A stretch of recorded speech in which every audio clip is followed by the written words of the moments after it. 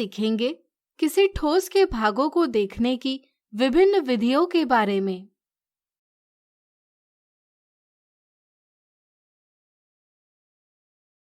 हमारे आसपास कई ठोस यानी सॉलिड्स होते हैं, जैसे डिब्बा, आइसक्रीम कोन, गेंद, पिरामिड इत्यादि।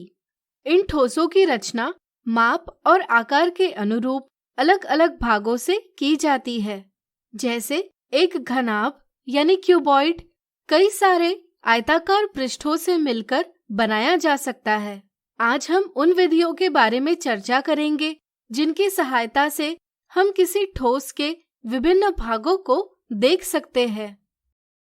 किसी वस्तुओं के भागों को देखने की एक मजेदार विधि है उसे काटना यानी कटिंग।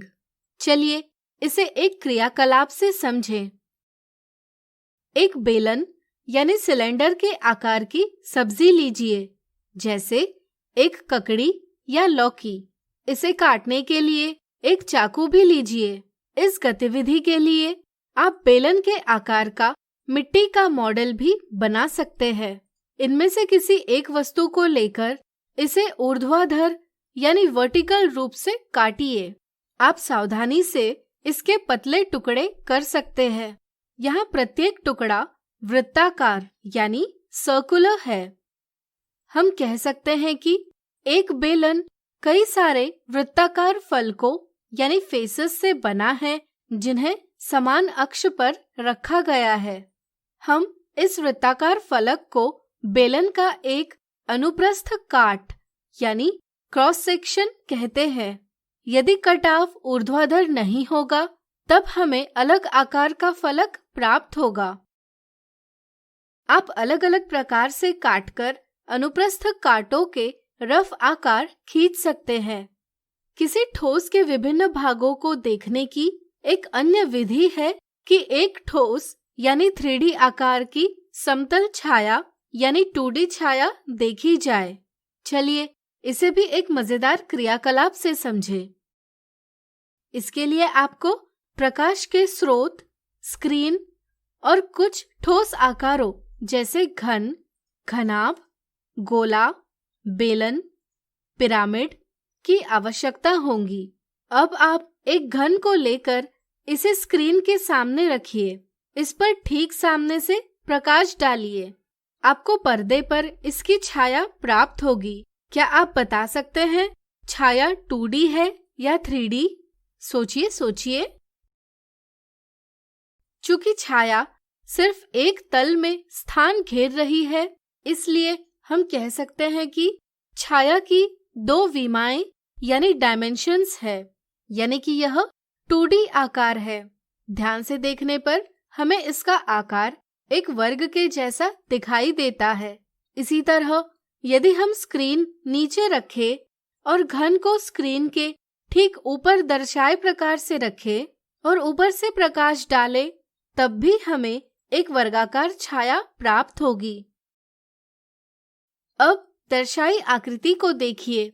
यहाँ एक शंकु यानी कोन पर सामने से प्रकाश डाला जा रहा है। क्या आप बता सकते हैं ऐसी स्थिति में कौन से आकार की छाया बनेगी? सोचिए सोचिए। बिल्कुल सही। इससे स्क्रीन पर एक त्रिभुजाकार छाया बनेगी। इसी तरह यदि शंकु के ऊपर उसकी एक ओर से यानी पार्श्व रूप से प्रकाश डाला जाए तो स्क्रीन पर फिर से एक त्रिभुजाकार छाया बनेगी। इसी तरह यदि शंकु के ठीक ऊपर से प्रकाश डाला जाए और स्क्रीन नीचे रखी जाए तो स्क्रीन पर एक वृत्ताकार छाया प्राप्त होती है। इसी तरह आप अलग अलग वस्तुओं की छाया का अभ्यास कीजिए और अपनी नोटबुक में रफ आकृतियां खींचिए। ठोसों के विभिन्न भागों को देखने की तीसरी विधि है इन्हें कुछ विशेष कोणों से देखा जाए।